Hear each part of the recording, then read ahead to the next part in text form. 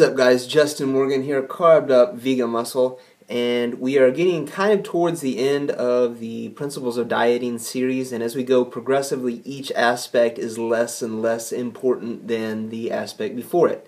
So now we are getting down to meal timing, and this is largely based off of, or inspired by at least, the chart that was put out by Renaissance Periodization, Dr. Mike Israetel and Nick Shaw, who coaches a variety of different types of athletes, though I will mention again that the views and the things that I've expressed throughout the series do not necessarily reflect Renaissance Periodization or Dr. Mike Israetel and Nick Shaw.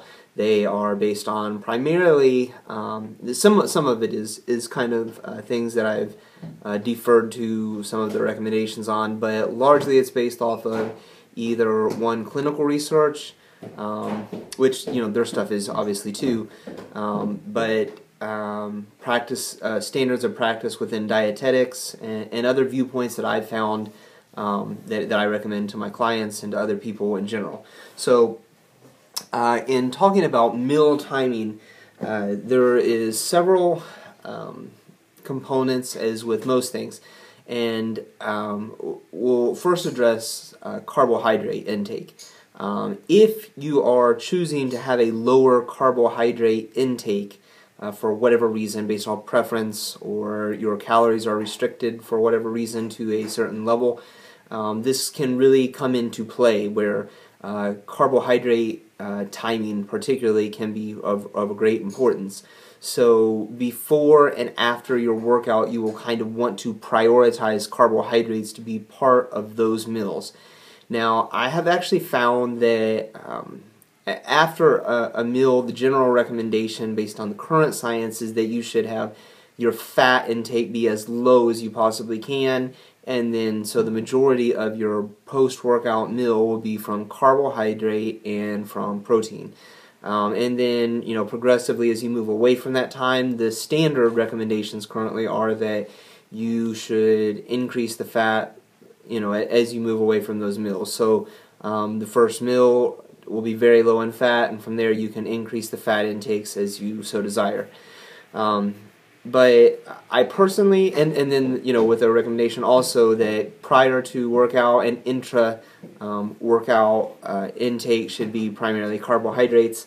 I've actually found personally, though, and this is just my personal anecdotal experience, that having some fat prior to a meal, so if I have like my post-workout meal, 1 hour or 2 hours, usually more like an hour or so before I work out, having some fatty foods, then I feel better, I feel stronger, just because they digest slower. One of the reasons that a lot of people will recommend that you take in carbohydrates is because they digest faster, and you don't want to be digesting stuff while you're trying to work out. You don't want energy systems to be competing.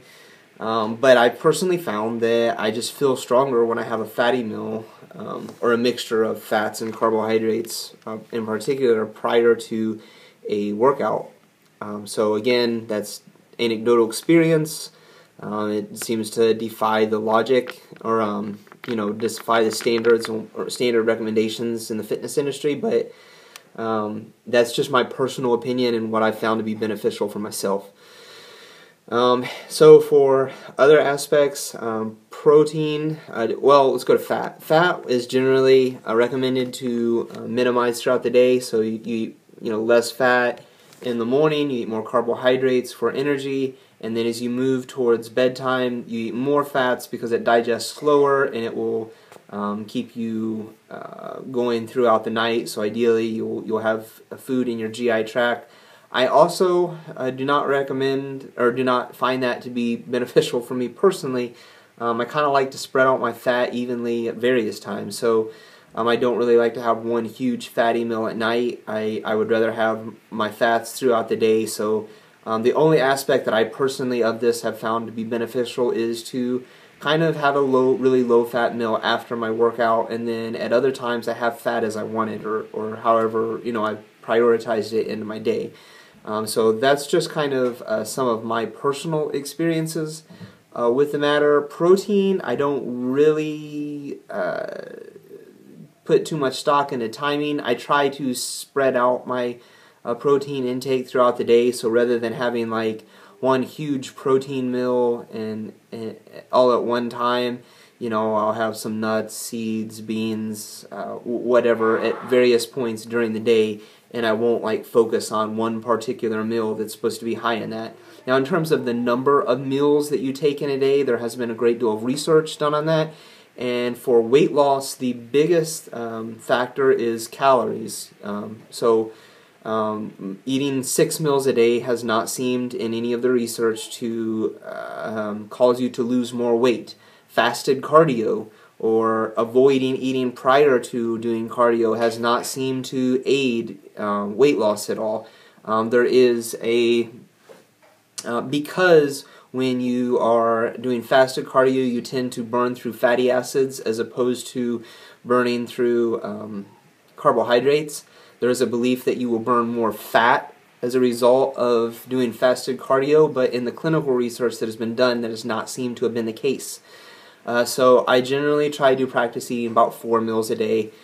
Any more than that doesn't seem to have been beneficial, even in the clinical research. But I do think that having some, you know, more than 2 or 3 meals a day, 3 is probably okay. 3, 4 meals, both fine. If you like eating more than 4 meals a day, or you like having 6 meals a day for whatever reason, then great, go for it. But it's different to say that one thing is beneficial because it's your personal preference than to say something is beneficial because you think that you're getting some kind of metabolic advantage from doing it, because just based on the research, I don't think that you are. So that is it for today. This is part 5 in the series, so there will be one last, this is part 4 in the series, sorry. There will be 2 more videos that will cover the topics of food composition, or the exactly what your the makeup of your food is, and then the last video will cover supplements, the big one that a lot of people like to put a lot of emphasis on, but seems to have the lowest actual impact on muscle growth or fat loss. So you guys take it easy, and I will talk to you in the next video.